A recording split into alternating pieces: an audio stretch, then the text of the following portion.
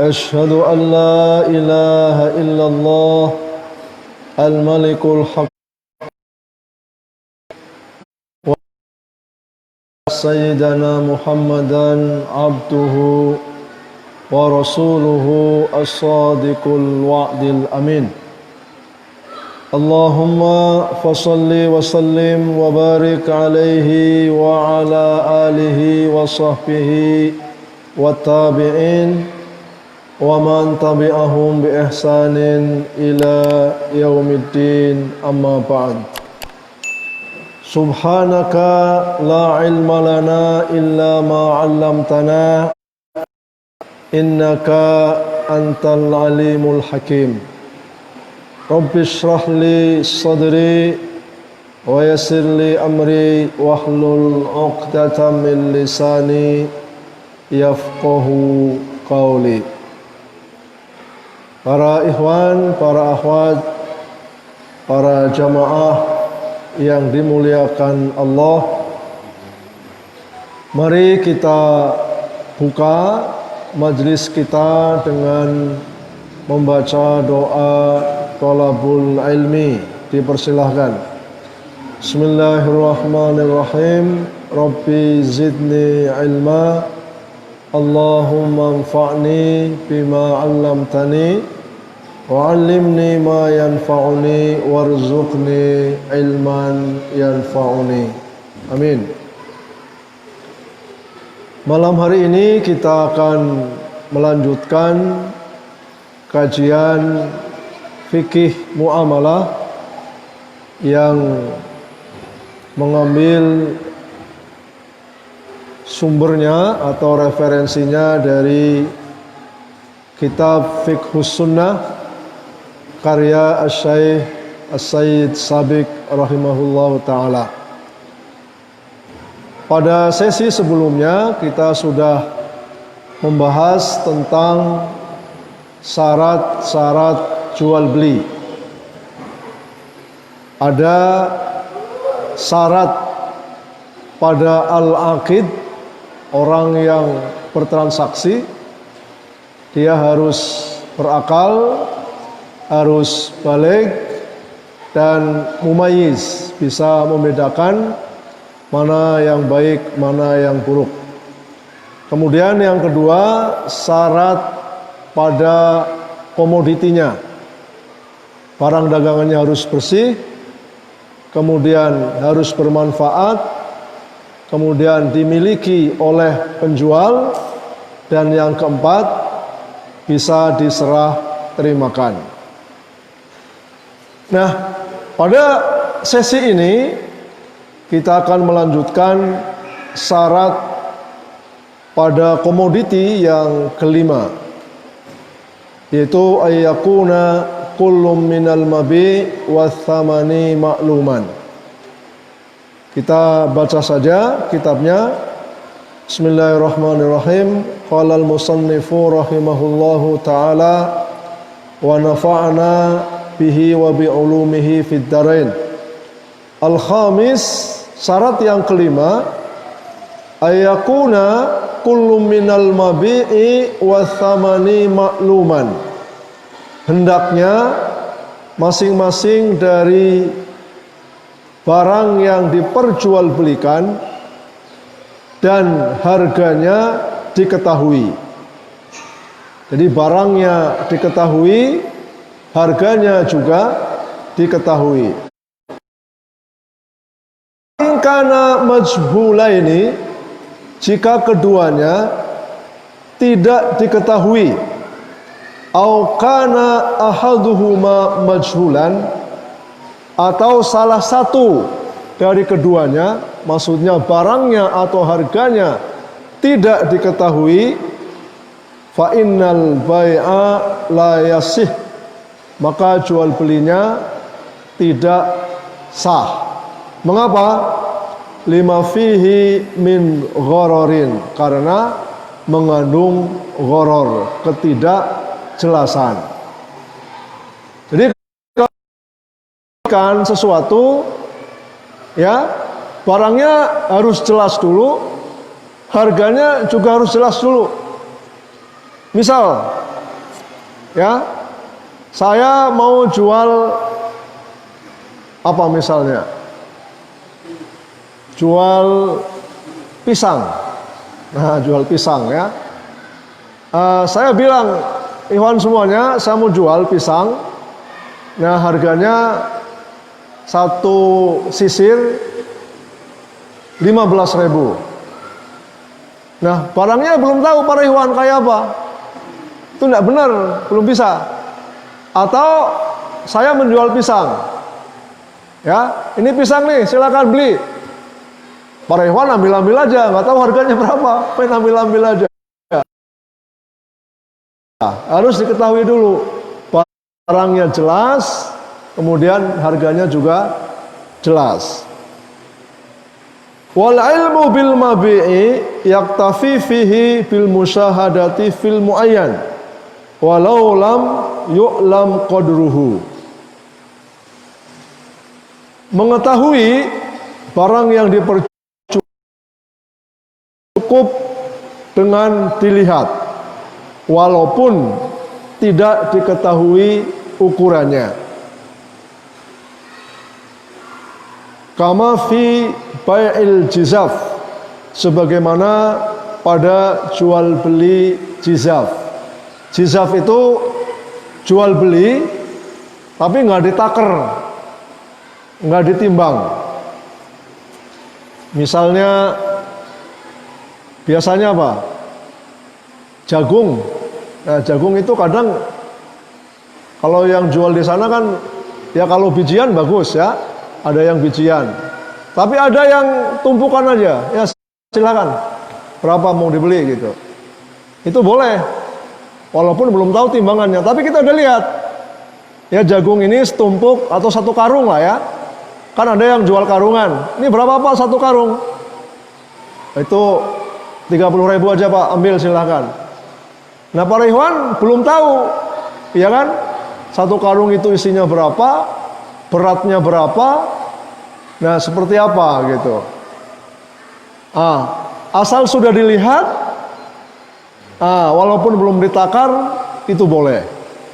Jadi tidak harus diketahui detailnya sampai speknya, sampai kemudian ukurannya, ya, beratnya. Nah itu kalau barang-barang yang memang bisa jual belinya seperti itu. Atau mungkin juga ada ya barang-barang tertentu onderdil atau elektronik yang karungan ya. Misalnya kalau mungkin ya, saya sih belum pernah ke Batam gitu. Di Batam itu ada yang jual jam tangan, itu katanya kiloan ya atau karungan. Nah itu kan nggak tahu kayak apa ya. Tapi biasanya sih bagus-bagus. Buktinya yang jual-jual 25.000, 40.000 itu kan barang-barang yang bukan bijian biasanya belinya ya. Biasanya kiloan atau karungan itu. Nah itu dibolehkan. Amma makana fi dhimmah, adapun barang-barang yang fi dhimmah. Fi dhimmah itu dalam tanggungan, maksudnya belum dilihat, belum diketahui. Fala budda min ma'rifati qadrihi, maka harus diketahui ukurannya, wasifatihi dan spesifikasinya binisbati lil muta'aqidaini, bagi kedua belah pihak.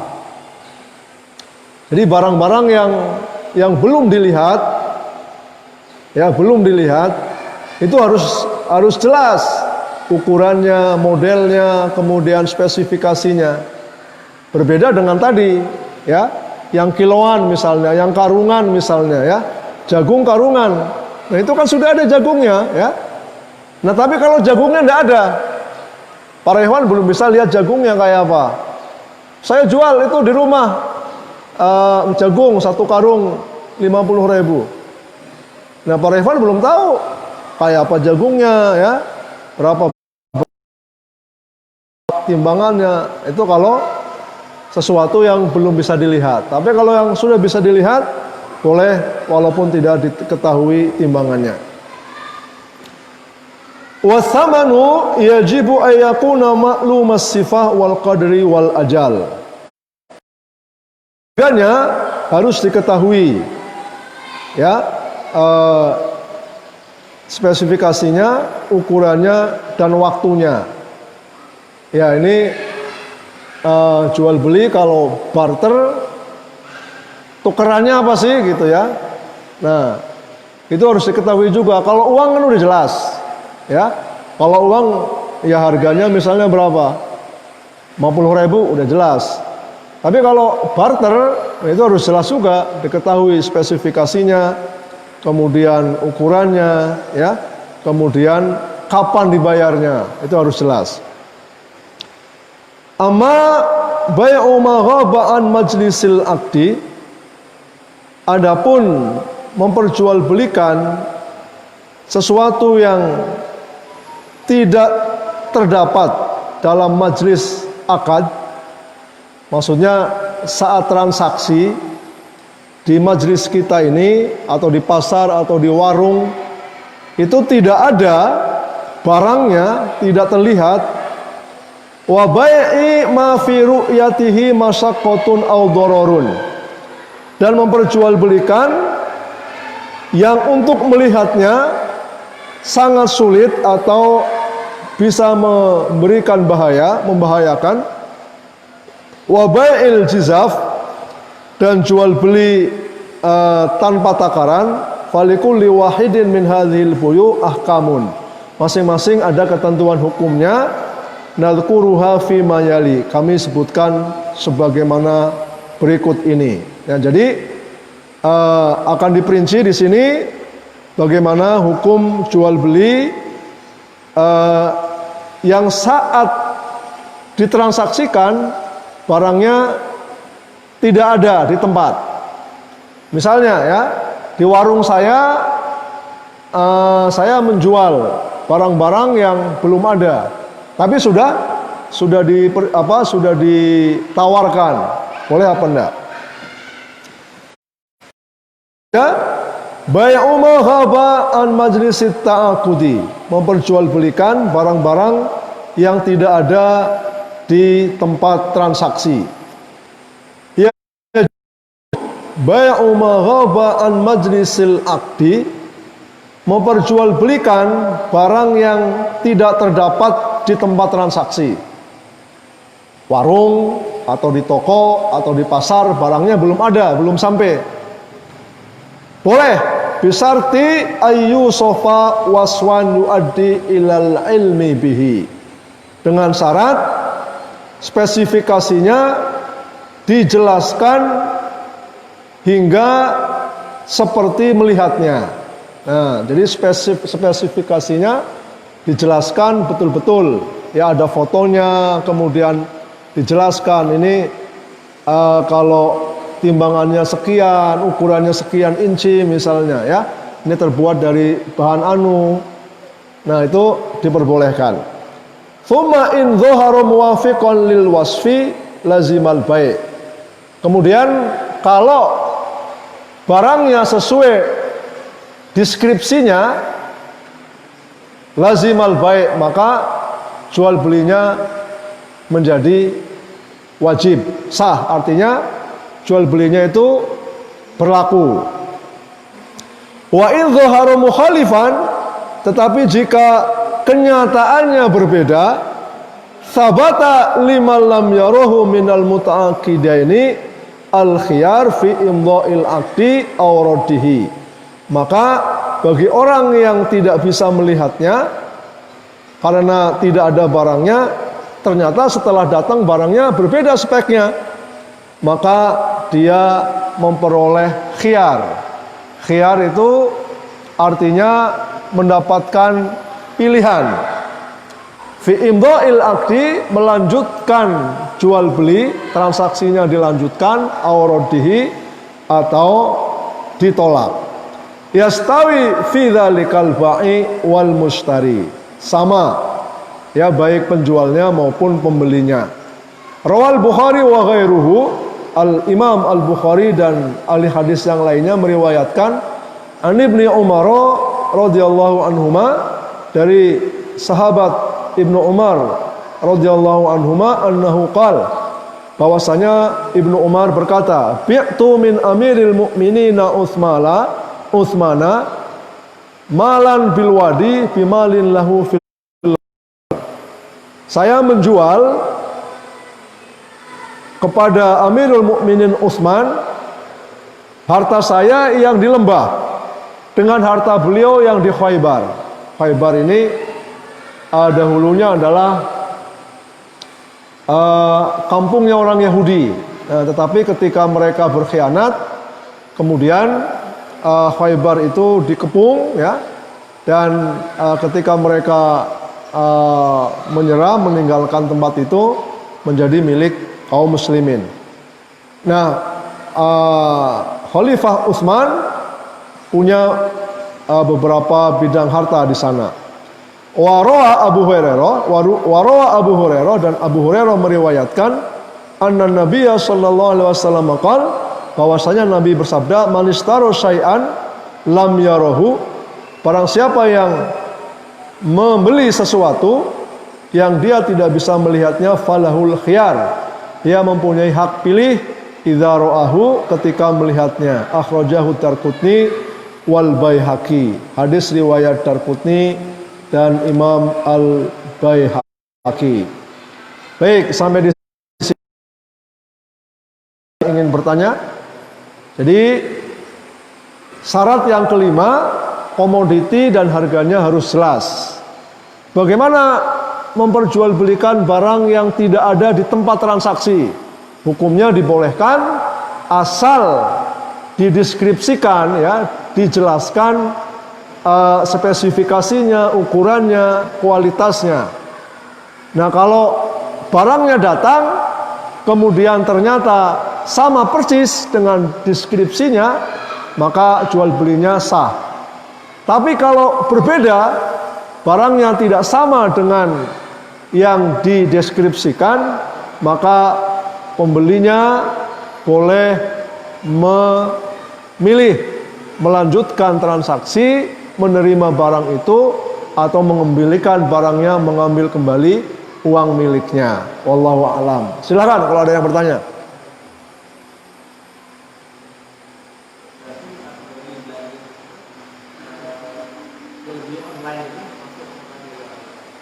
Jual beli online termasuk, ya, dibolehkan asal memang barangnya, ya, dideskripsikan, dijelaskan dengan detail. Ya, misalnya, ya, barang-barang yang biasa di semua sekarang, ya, bukan elektronik aja, hampir semua barang diperjualbelikan dengan online. Ya, ayam jual belikan online, ya. Nah, bahkan ikan pun dijual belikan online di Samarinda melalui Facebook, ya. Boleh aja, ya, apalagi kalau diperlihatkan barangnya. Ya, kalau yang jual-jual makanan, jual ikan, jual itu kan diperlihatkan.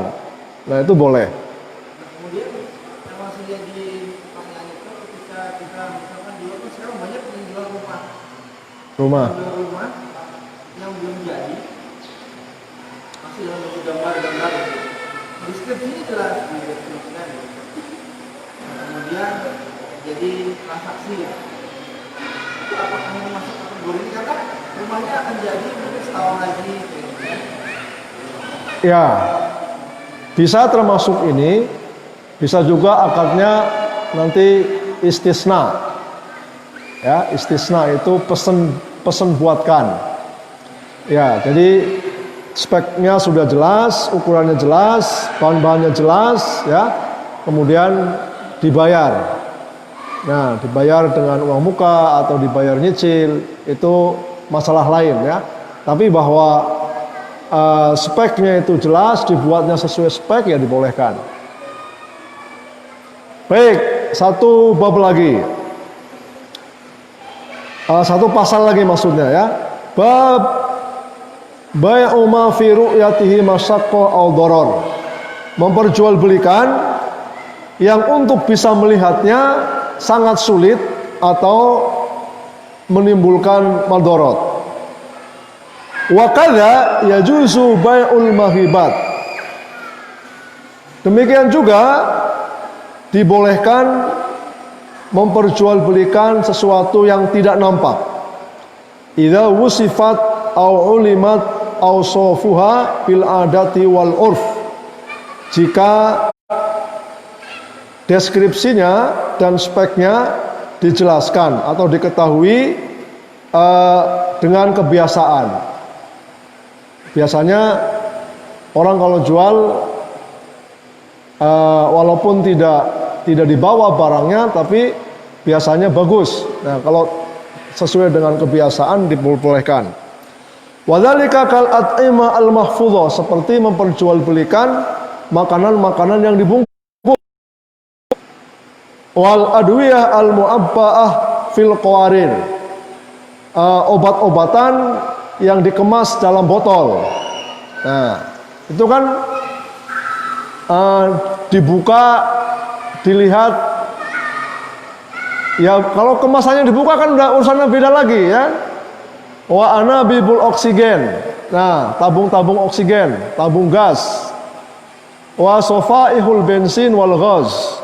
Ya. Kemudian jual beli bensin yang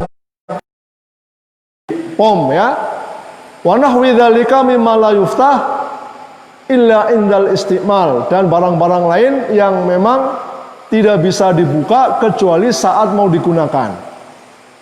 Lima yatarattabu ala fatihi dararun aw masyaqqah, karena ketika dibuka itu akan menimbulkan bahaya atau menimbulkan, ya kalau jual beli obat itu kemasannya harus dibuka ya. Nah, itu ya. Nah, nggak laku nanti obatnya. Atau makanan-makanan yang dikemas, ya, biskuit-biskuit yang dikaleng, biskuit-biskuit yang pakai plastik, ya, itu kan kalau harus dibuka kemudian nggak jadi beli gimana? Nah, maka sesuai kebiasaan, ini kan pabrikannya, produsernya kan memang sesuai dengan kriterianya, ya, sesuai dengan ya standar pabriknya, standar pembuatannya. Wa yadkhulu fi hadzal bab maghibat thimaruhu fi batinil ardi. Demikian juga termasuk dalam bab ini memperjualbelikan sesuatu yang buahnya itu dalam tanah. Kira-kira apa nih? Singkong, kemudian ubi, ya, kentang, wortel. Nah, kalau terong, cabai, tomat kan di luar ya. Misla al-juzuri, jazari ya, seperti wortel, walifti dan lobak, wal batotis dan kentang, wal kulkos. Kulkos ini bukan kulkas, kulkos. Kulkos ini artinya tales, tahu tales ya? Tales. Kalau orang Banten, Bogor tahu. Hah? Keladi. Ya, tua-tua keladi ya. Makin tua makin tua ya. Wal basal dan bawang. Wa makana bin hadzal qabil dan yang semisalnya. Fa inna hadhihi la yumkinu bai'uha bi ikhrajil mabi' daf'atan wahidah. Karena tidak mungkin menjualnya sekaligus lima fi dzalika minal masaqqah al arbabiha, karena itu akan mengakibatkan kesulitan kepada pemiliknya. Wala yumkin bai'uha syai'an fa syai'an, enggak juga membelinya sedikit-sedikit. Enggak mungkin ya jual wortel 2 biji, 3 biji, padahal nyambut sendiri, nyambut dulu misalnya, kan susah. Lima fi dzalika minal haraji wal usri, karena itu akan sangat susah dan sulit ya. Dzalika ila fasadil amwal aw ta'tiliha, bahkan mungkin bisa merusak barang itu atau menyebabkannya tidak bisa digunakan. Wa innama tubau adatan, biasanya dijual biwasitati ta'akud, dengan transaksi alal hukulil wasi'ah. Ya, biasanya dijual borongan. Ini satu petak ini saya jual sekian misalnya. Allati la yumkin bai'u ma fiha minaz zuru' al-mahiba illa ala haliha. Yang tidak mungkin memperjualbelikan tumbuh-tumbuhan yang buahnya ada di dalam kecuali apa adanya. Wa idza dhahara annal mabi yakhtalifu an amsali ikhtilafan wahisan. Kalau ternyata yang dijual itu berbeda ya dari sampelnya sangat jauh berbeda, yuqi'u dharara bi ahadil muta'aqidain, dan menimbulkan mudarat, menimbulkan kerugian bagi salah satu pihak, sabatal khiyar, maka boleh memilih. Fa in syaa amdahu, kalau mau dia lanjutkan, wa in syaa fasahahu, kalau tidak mau ya batalkan. Kama fi surati ma idastaro bidon, seperti halnya kalau orang menjual telur, fawajadahu fasida, lalu mendapatinya rusak, falahul khiyar fi imsakihi aw raddihi, maka dia boleh melanjutkan ya, tetap memiliki telur itu atau mengembalikannya, taf'an lidharari anhu, untuk mencegah kerugian yang dideritanya. Jadi intinya kalau jual beli barang-barang yang terpendam di dalam bumi berupa buah-buahan atau barang-barang yang memang terbungkus, nah itu dibolehkan. Apabila barangnya berbeda ya dengan sampelnya, barangnya berbeda dengan deskripsi yang dijelaskan, maka pembeli punya dua hak. Kalau mau dia lanjutkan jual belinya, kalau dia tidak mau kembalikan, ambil kembali uangnya. Wallahu a'lam bishawab. Ada yang bertanya? Silakan Pak Yayan. Hukumnya menggade misalnya kebun, itu hukumnya apa? Gimana? Menggade boleh, jangankan menggade kebun. Menggadaikan cinta juga, nah, boleh ya. Dan ku gadaikan cintaku, itu lagu aja. Kebun, ya, apa saja itu yang penting dimiliki dan bisa menjadi jaminan dibolehkan. Dalilnya dalam surah Al-Baqarah, ya, surah Al-Baqarah di ayat bagian akhir, halaman terakhir, ya, paling atas itu ada, ya. Wa in kuntum ala safarin walam tajidu katiban farihanum maqbudah fa in amina ba'dukum ba'dhum falyu'addil ladzi tumina amanatahu wal yattaqillaha rabba wa la yabkhas minhu syai'a, ya, wal yattaqillaha rabba wa la taktumu syahada wa ma yaktumha fa innahu athimun qalbuh ila akhiril ayat. Ini dalam ayat dikatakan jika kalian dalam perjalanan kemudian tidak bisa menemukan orang yang bisa menulis akad pinjam meminjam itu, maka farihanum maqbudah, boleh kalian memberikan jaminan yang bisa dipegang, maksudnya bisa dikuasai. Walaupun ayatnya konteksnya ini dalam perjalanan, tapi walaupun tidak dalam perjalanan, para ulama membolehkan. Kenapa? Karena Nabi SAW juga pernah mengadakan rohana Rasulullah dir'ahu inda Yahudiyin. Rasul pernah menggadaikan baju besinya kepada orang Yahudi. Ini berarti muamalah dengan orang yang berbeda agama itu dibolehkan, selama ya tidak ada mudarat untuk kedua belah pihak. Nah, cuma yang kemudian terjadi adalah memanfaatkan barang gadai. Nah, itu yang ada perbedaan pendapat di antara para ulama. Ya, kalau menggadaikan motor atau mobil, nah bagaimana? Boleh nggak dipakai barang gadainya? Hukum asalnya sebenarnya barang gadai itu ya tidak digunakan. Tetapi ketika kalau nggak digunakan barang itu rusak, motor misalnya, ya kalau digadaikan dibiarkan diem Nah, nggak pernah dipanasi, nggak pernah dipakai, kan malah rusak. Nah, berarti dalam kondisi seperti itu barang gade dibolehkan digunakan tentunya dengan kesepakatan di awal. Kalau rusak siapa yang menanggung, siapa yang mengganti onderdilnya dan lain sebagainya. Nah, bagaimana lain? Ya, selain barang-barang yang kalau didiamkan itu tidak rusak. Misalnya kebun, ya, misalnya sawah, boleh nggak digunakan? Nah, ini para ulama juga.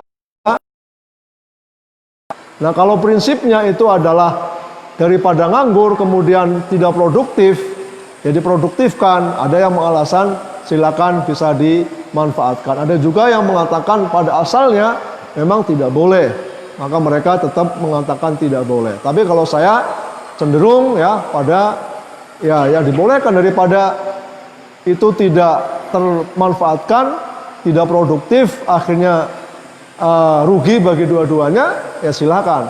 Asalkan memang ada kesepakatannya di awal. Wallahu a'lam. Jadi boleh aja Pak, ya, menggadaikan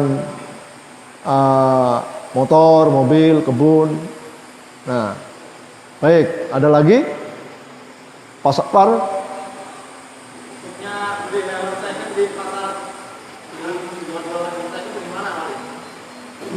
Kan kita mungkin kalau di sini banyak yang bilang helm gitu kan, mungkin arahnya ke sana atau kita gimana pun.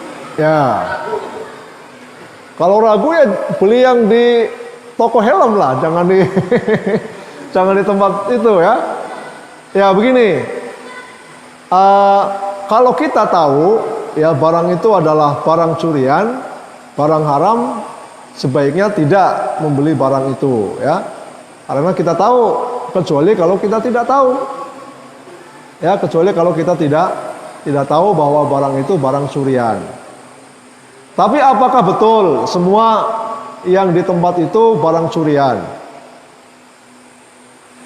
Kalau bedanya cuma 20.000 mending beli ke toko ya. Nah, itu masih baru buka bungkus. Nah, ini kembalinya adalah apa hukumnya membeli barang hasil curian. Nah kan dari awal sudah salah satu syarat sahnya jual beli adalah toharatul ain. Barangnya itu suci, barangnya itu halal, bukan barang curian. Nah jadi sebaiknya tidak ya. Ada lagi silahkan. Ya.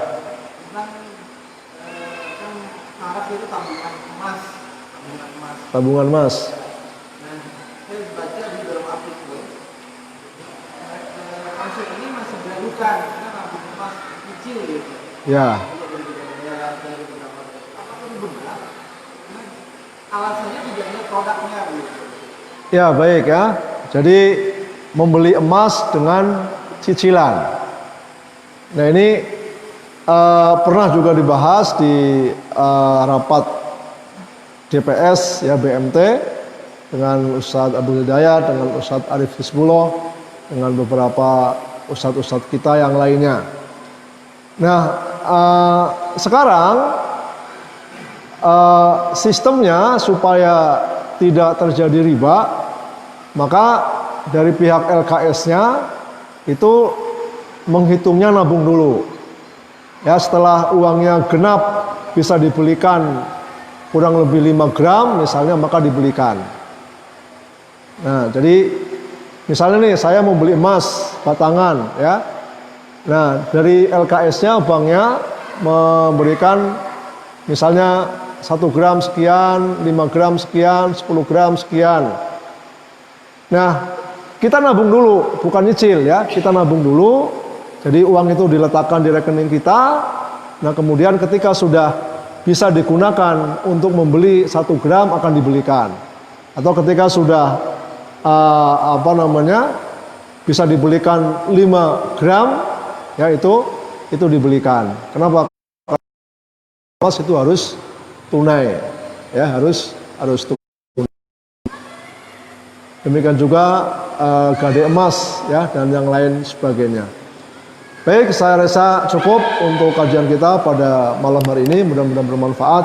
Mari kita akhiri dengan doa kafaratul majlis. Subhanakallahumma wa bihamdika asyhadu an la ilaha illa anta astaghfiruka wa atubu ilaik. Assalamualaikum warahmatullahi wabarakatuh.